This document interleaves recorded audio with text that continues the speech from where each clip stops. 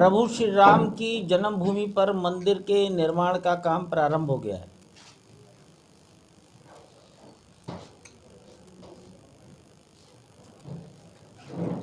ये बड़ा ऐतिहासिक महत्व का स्थान है।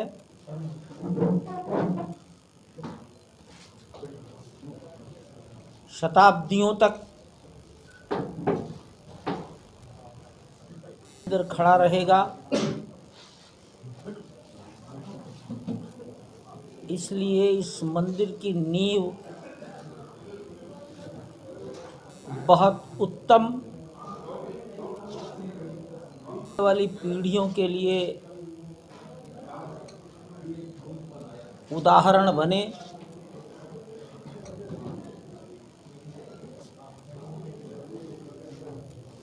इसकी सावधानी रखी गई है।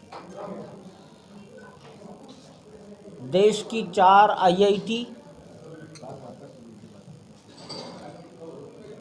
मद्रास और बॉम्बे, ये 4 IIT, NIT सूरत,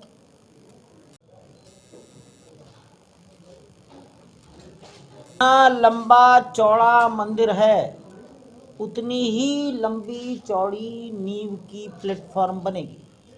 खंबे नहीं है, खंबे नहीं है, उतना ही हिस्से को पाटते हुए चले आएंगे और एक प्रकार से जमीन को, पूरे इलाके की जमीन को पत्थर बना देंगे। भी लिखा जाए, ठोस बना दें। इसको इंग्लिश में कहते हैं सॉइल इंप्रूवमेंट। एक चर्चा ये है आपस की, 2-2 फीट भरने के बाद उस पर रोलर चलाएंगे, रोलर, और तय कर रहे हैं कितने टन के पहिए वाले रोलर से उसको दबाया जाए। रोलर अंग्रेजी में कहेंगे कॉम्पैक्टनेस, इसलिए सॉइल इंप्रूवमेंट और कॉम्पैक्ट किया जाएगा। CBRI Roorkee, NGRI Hyderabad,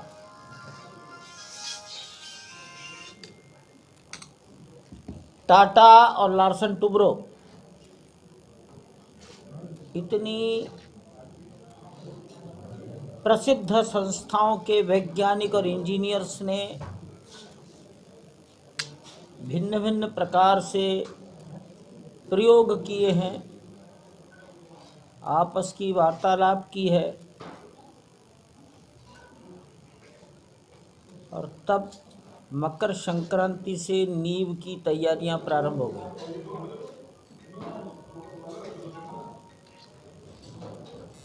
400 feet लंबाई पूर्व पश्चिम,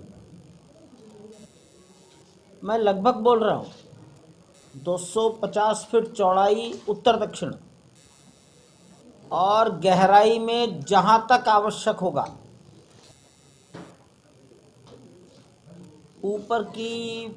ऊपर का मलबा, डेब्रिश, भराव हटाने का काम चल रहा है, जहां तक जरूरी होगा। लगभग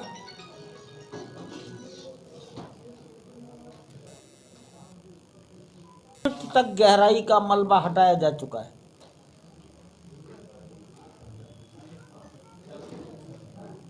कार्य जारी है। जिस स्थान पर हमारे अनुकूल मिट्टी मिल जाएगी,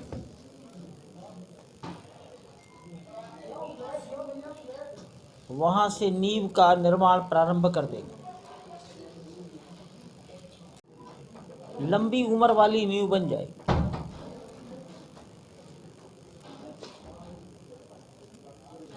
मुझे ऐसी अपेक्षा है, गणित तो गणित है, कि शायद हम मार्च के अंत में ये काम प्रारंभ कर दें।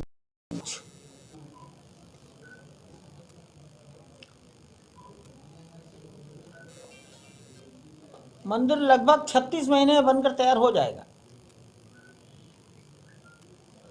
आएगा तो 2-3 महीने का आएगा बस। 2-3 महीने ज़्यादा भी हो सकता है, मैं 3 साल ही मान रहा हूँ उसको, 36 महीने। लगभग 4,50,000 घनफुट पत्थर लगेगा।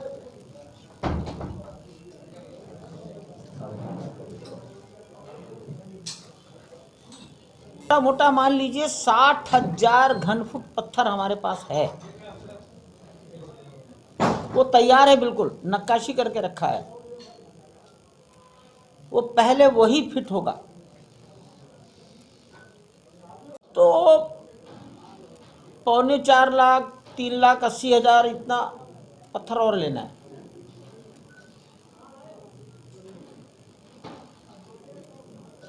अभी खदान कानूनन बंद है, कानून की दृष्टि से खदानें बंद हैं। राजस्थान के भरतपुर जिले की,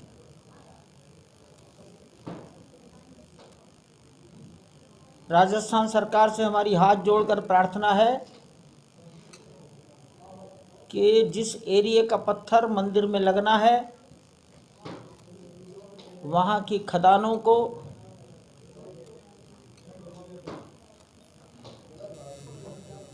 वन विभाग के दायरे से बाहर लाए।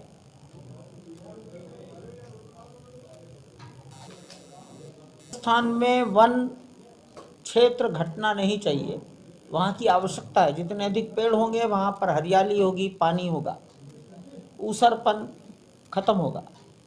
इसलिए उसके बदले में कोई और स्थान वन विभाग को दे दे तो राजस्थान गवर्नमेंट का वन क्षेत्र भी मेंटेन रहेगा और हमारा कार्य क्षेत्र भी मुक्त हो जाएगा। आधी आबादी का मतलब होता है 70 करोड़ या 65 करोड़, और एक परिवार में अगर 5 व्यक्ति हैं तो 13 करोड़ या 14 करोड़ घरों से सहयोग मिलेगा हमको। 13 करोड़ परिवारों का सहयोग मिलेगा।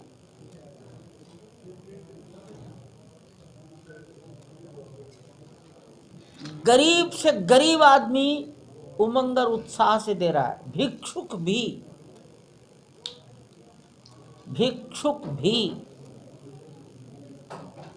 छोटे छोटे बालक माता पिता और टेलीविजन से सुनकर अपनी गुल्लक दे रहे हैं।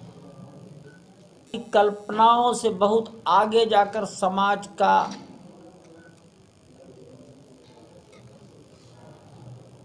सहयोग हमको अनुभव हो रहा है।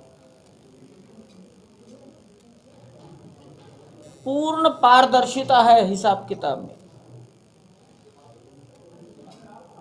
कोई भी निकाल सकता है। कमियां निकालना भी एक आदत होती है, उसको संस्कृत में कहा गया है छिद्रान्वेषी। जहां सब कुछ ठीक है वहां भी दोष ढूंढते रहना, ये एक स्वभाव है। लेकिन हमारे हिसाब किताब को हमने 100% पारदर्शी परिस्थितियों में रखा है। इतनी बात निश्चित है कि जहां से पत्थर आना है वहां फॉरेस्ट तो है, लेकिन जीव जंतुओं से मुक्त है। किसी भी प्रकार के जीव जंतु नहीं है जिनके जीवन को कोई खतरा पैदा हो। हिरण नहीं है, शेर नहीं है, हाथी नहीं है, वन्य जीव जिसको कहते हैं। और मुझे लगता है राजस्थान सरकार भी, मुख्यमंत्री महोदय भी देश के गौरव के प्रति उतने ही जागरूक हैं जितने कि बाकी का देश।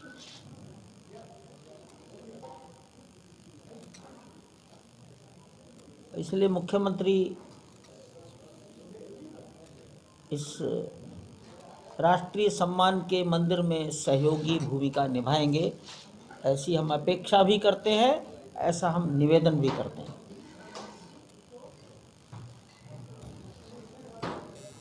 ये मंदिर जन सहयोग से बनेगा। जन सहयोग, अंग्रेजी में कहते हैं इसको क्राउड कलेक्शन, भीड़। तो क्राउड कलेक्शन पहले तो बड़ा खराब शब्द लगता है, लेकिन उसकी भावना बहुत अच्छी है, जन सहयोग।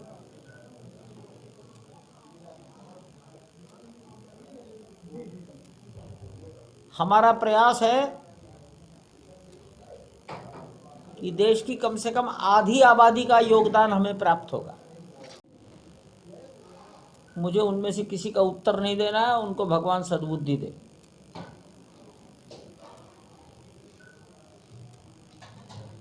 लोगों को ये भी लगता है कि ये राजनीतिक वातावरण तैयार किया जा रहा है।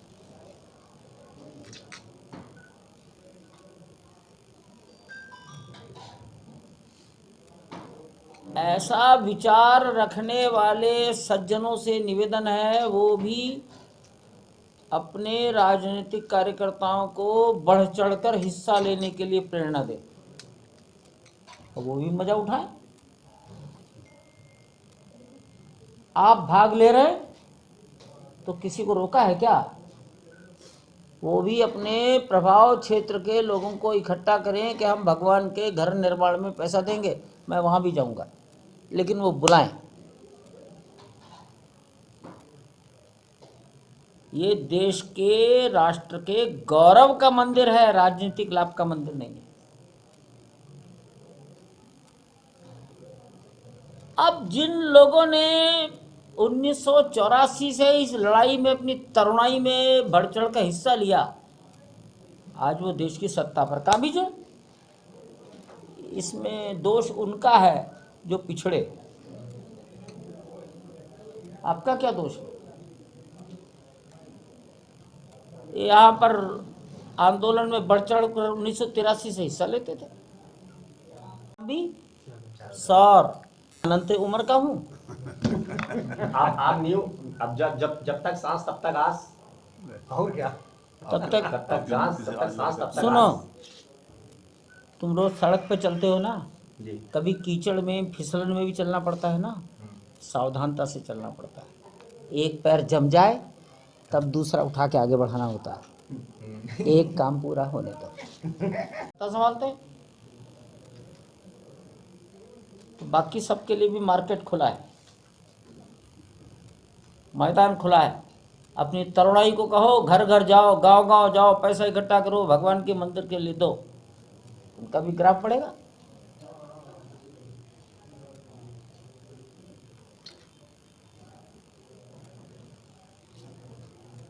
ये भगवान का घर बन रहा है, मंदिर भगवान का घर है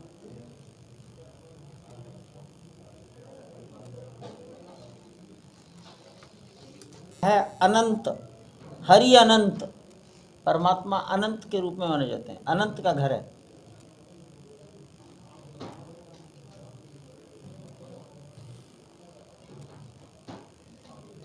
और मेरे व्यक्तिगत निजी अनुभव, कार्यकर्ताओं के अनुभव आ रहे हैं कि सब प्रकार के लोग इसमें योगदान कर रहे हैं। आप लिख सकते हो हमारे सबके नाम से, मुस्लिम समाज भी सहयोग कर रहा है।